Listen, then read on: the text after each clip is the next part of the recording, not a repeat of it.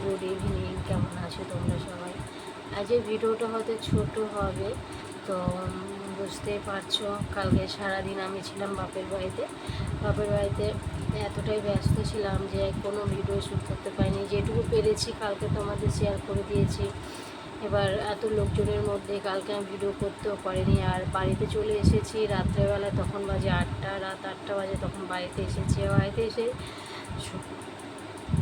শরীরটা আমার প্রচণ্ড খারাপ ছিল, কারণ খাটাখাটনি হয়েছে এত যে আমার শরীরটা প্রচণ্ড খারাপ ছিল, তাই ভিডিও করতে পারিনি। বাড়িতে এসে সঙ্গে সঙ্গে আমি ঘুমিয়ে গেছি।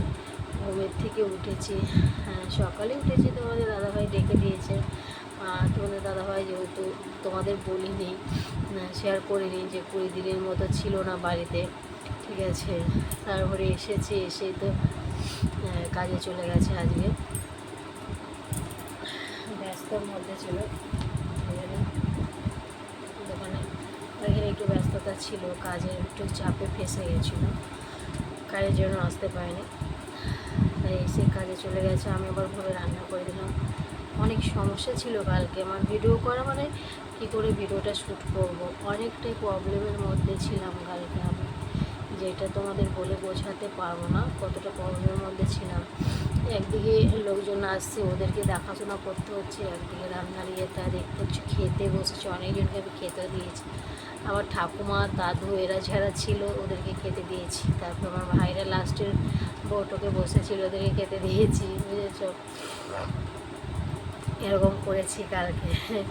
সারাটা দিন কালকে কাজে চলে গেছে। কিভাবে করব, আবার বৃষ্টি পড়ছে, বৃষ্টিতে ভিজে এই সব কাজ করে নিয়েছি। আমি মাকে বললাম, মা আমি যদি এখানে এখন বসে যাই না, খেয়ে উঠে যদি আমি বসে যাই না, আমি আর তারপরে কোনো কাজ করতে পারি না। তাই খেয়ে উঠে আমি বসিনি, আমি সমস্ত মায়ের কাজ বাগিয়ে দিয়ে তারপরে আমি বাড়িতে এসেছি, বুঝেছ।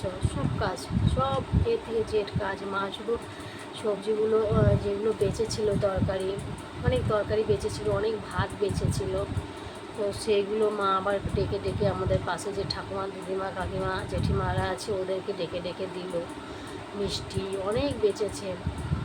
পরে অনেক লোক আসেনি, আমার পিসিরা আসেনি, মাসিরা আসেনি, মানে মোটামুটি এসছে, বুঝেছো। সবাই বর্ষার জন্য আসেনি, বৃষ্টি হচ্ছিল।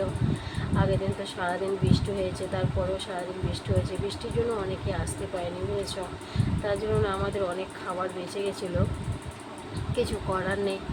তো সেইগুলো গুছিয়ে গাছিয়ে না তোমাদের দাদাভাই গেছিলো সকালে, তো তোমাদের দাদাভাইয়ের সঙ্গে রাত্রেবেলা আমি চলে এসেছি। আমি আর থাকিনি, আমার শরীরটা এতটাই খারাপ লাগছিল যে ওখানে আমি থাকতে পারিনি। আর আমি এসেছি, বাইরেতে এসে তোমাদের দাদা ওষুধ এনেছিল, সেই ওষুধটা খেয়ে তারপরে আমি ঘুমিয়েছি। তাও সারা রাত আমি লাফালাফি করেছি ব্যথা যন্ত্রণায়, গায়ে হাতে যন্ত্রণায়। এত পরিশ্রম হয়েছে আমার, কি বলবো, পরিশ্রম প্রচুর হয়েছে।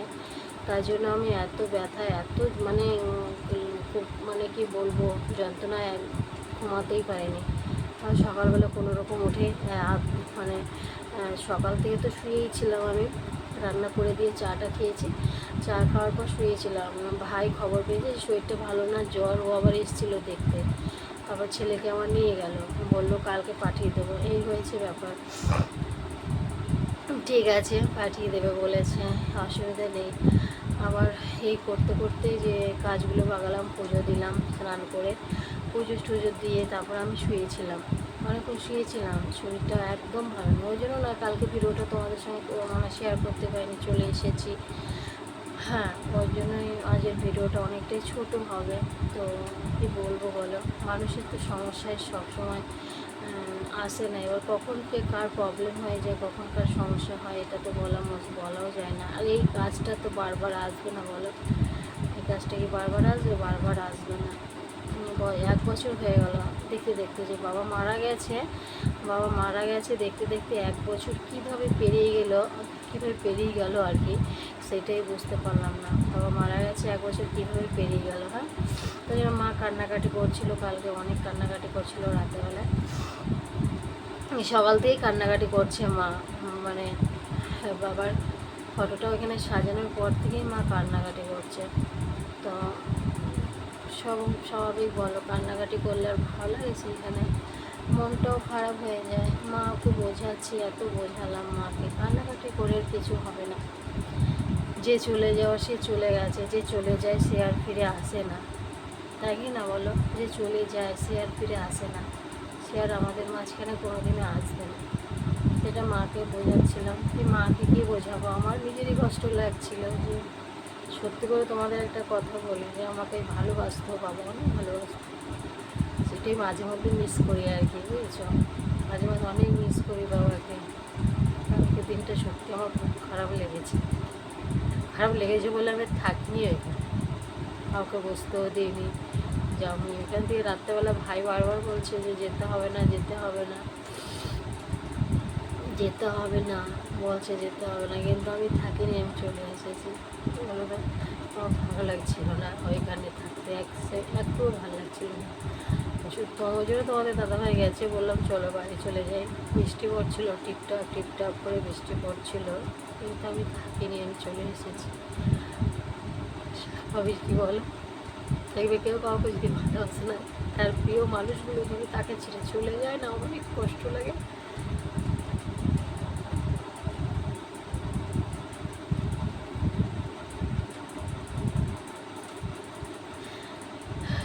একদম প্রিয় মানুষগুলো যদি সরে যায় কাছ থেকে কিংবা চলে যায় না, প্রচুর কষ্ট লাগে, প্রচুর খারাপ লাগে। সেটা যার যায় সেই বোঝে, কিন্তু কিছু করার নেই। যে চলে যায় সে আর কোনোদিনও ফিরে আসে না। ওই জন্য ভালো লাগেনি কালকে আমার, আমি চলে এসেছি সঙ্গে সঙ্গে। মাকে বললাম আমি আবার থাকা টাইমে এসে, ফাঁকা টাইমে এসে তোমার কাছে থেকে যাব। মাও খুব কান্নাকাটি করছিল, মন খারাপ হচ্ছিল, কিন্তু কী করবো বলো, ওইভাবেই কাটিয়ে দিতে হবে বলো। আমার বাবা যদি খুব বয়স করে মরতো, মানে আমার বাবা যদি অনেক বয়স হয়ে গেছে, বাবা মরে গেছে, তাহলে আমার কোনো কষ্ট হতো না, কিন্তু বাবার মরার মতো বয়সই হয়নি। আমার বাবা যখন মারা গেছে, বাবার বয়স হয়েছে 57,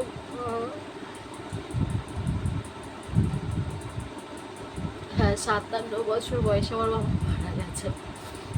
স্বাভাবিক একটু খারাপ লাগে। আমার মাকে তো তোমরা দেখেছো, মায়ের বয়সটা দেখলে তো তোমরা বুঝতে পারছো যে আমার বাবা অনেক অল্প বয়সে মারা গেছে। অনেকেই বলে কান্না করে কি হবে, কষ্ট করে কি হবে, কিন্তু এর মনকে বোঝাতে পারি না, যেন অনেকটাই কষ্ট লাগে, নিজের মনকে কিছুতেই বোঝাতে পারি না।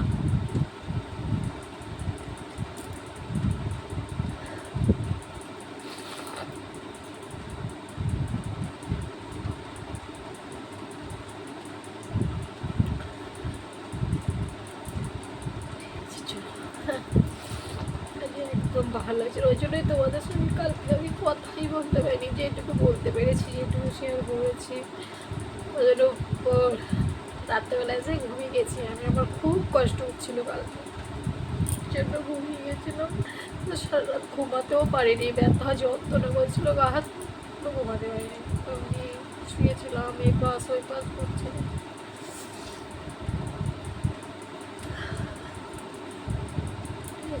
চলো